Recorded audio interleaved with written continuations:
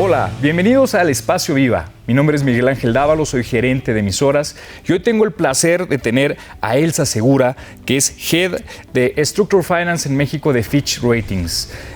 Antes que otra cosa, quisiera darle la bienvenida a Elsa y abordar un tema bien importante en el sector de instituciones financieras no bancarias que actualmente han pasado por algunos retos y oportunidades para el tema del fondeo.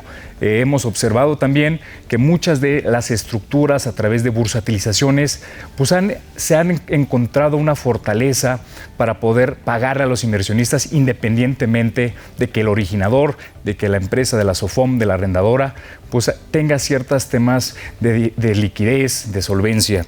Y mi querida Elsa, pues bienvenida a este espacio. Me gustaría hacerte la primera preguntita con base en lo que acabamos de comentar.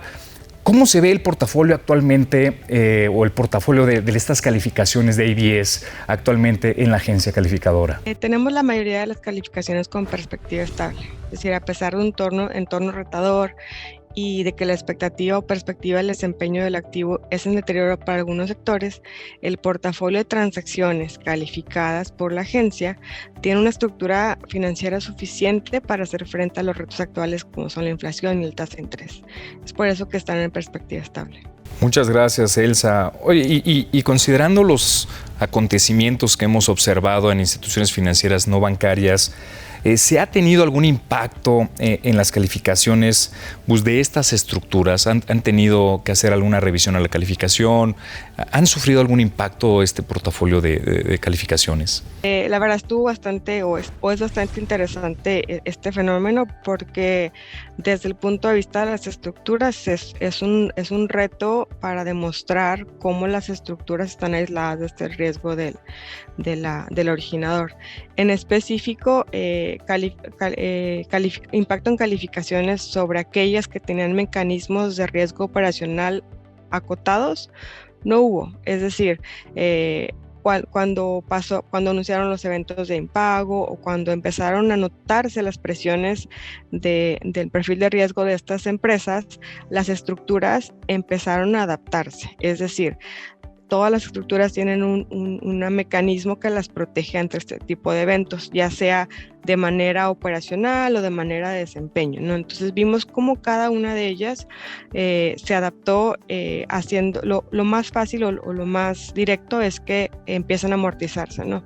Las estructuras por lo general en México tienen un periodo de revolvencia que le permite a la empresa estar constantemente fondeándose, ¿no? Entonces en el momento en el que la estructura tiene un originador que tiene algún tipo de problema, la estructura se cierra, es decir, ya no permite más revolvencia y empieza a amortizar. Entonces hemos visto como transacciones de financieras no bancarias que tuvieron algún tipo de problema, las estructuras se prepagaron de manera anticipada precisamente a través de estos mecanismos que limitan el riesgo a la exposición de esta contraparte. Y es muy interesante lo que nos comentas, Elsa, porque ahí podemos empezar a diferenciar. Probablemente para todos los que nos ven, existe una diferencia entre el riesgo contraparte o el originador o la empresa que detona estas sesiones de estos derechos de cobro, por así decirlo, y que lo cede a un fideicomiso para que podamos tener una calificación estructurada. Y en este sentido, tú como una especialista en la materia, sería muy interesante pues, hacer esta diferenciación, cuál es el riesgo de las contrapartes y este riesgo de la contraparte del originador de la empresa, cómo lo incorporan ustedes en su metodología, en su sensibilidad ya al riesgo crediticio per se del fideicomiso. Ok, claro que sí. Pues es la base, ¿no? Un financiamiento estructurado lo que busca es precisamente aislar el riesgo de la contraparte y que únicamente el riesgo que trae la transacción per se es el riesgo del activo. Dentro de una transacción no puede no haber contrapartes. Tiene que haber un originador que se da los créditos, tiene que haber un fiduciario, un representante común, un proveedor de cobertura y demás. Lo que nosotros buscamos como agencia cuando calificamos este tipo de transacciones es precisamente que estos riesgos que pudieran traer las contrapartes que participan en la transacción, que estén limitados o acotados de alguna manera. Es decir, que el involucramiento de esta contraparte y el riesgo que pueda traer no cambie la expectativa de riesgo que se tiene sobre el portafolio.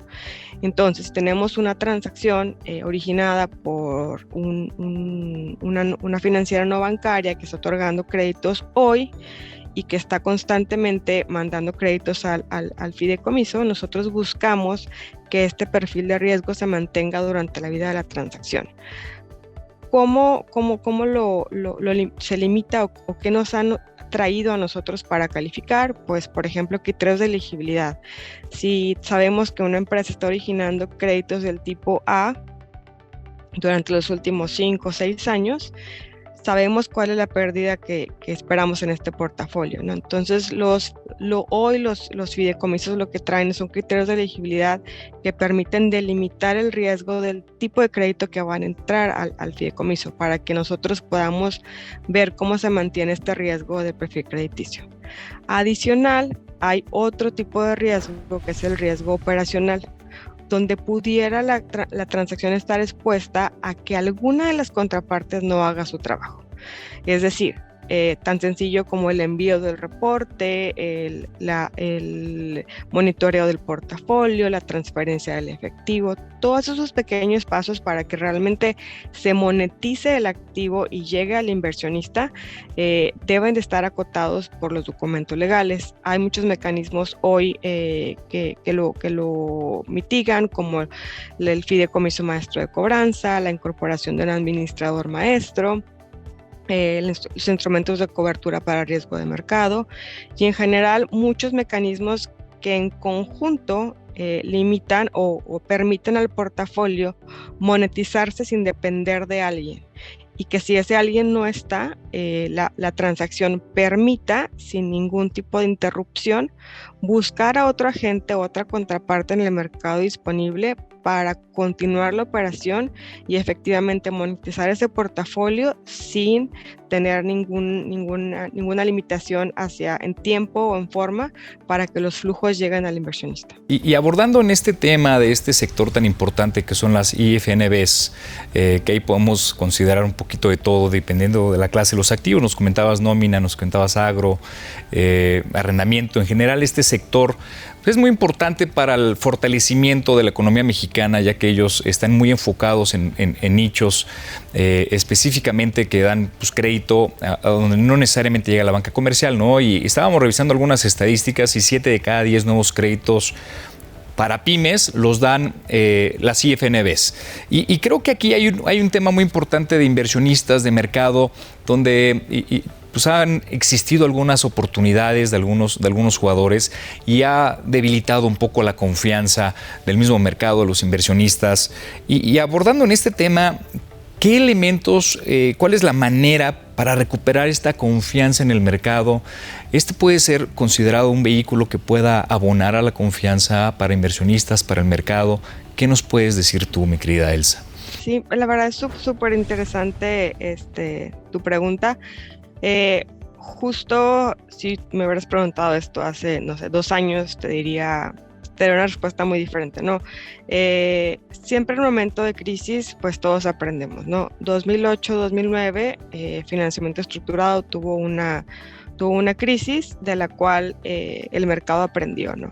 Entonces, el año pasado, con todo lo que pasó, las estructuras que hoy podemos decir que ya pagaron, a pesar de todo lo que le pasó a la compañía, todo lo que pudo haber pasado, la crisis de 2008-2009 nos dejó varias enseñanzas, ¿no? Que con el tiempo el mercado las estuvo adaptando, lo que ya mencioné, fideicomiso maestro de cobranza, administrador maestro y demás, y las vimos a prueba ya el año pasado, ¿no? Es decir, ya hubo casos en los que el juez determinó que la cobranza le perteneció al fideicomiso. Entonces ya podemos decir que el mecanismo de la venta verdadera a través de esta cesión de derechos funciona, ¿no? Y no solo está en la opinión legal que el abogado nos comentó y demás, sino que ya lo pudimos ver, ya hay un ejemplo que dar, ¿no? Ya entendemos por qué todos esos mecanismos de los que siempre hemos hablado que eran necesarios tener en las estructuras funcionan.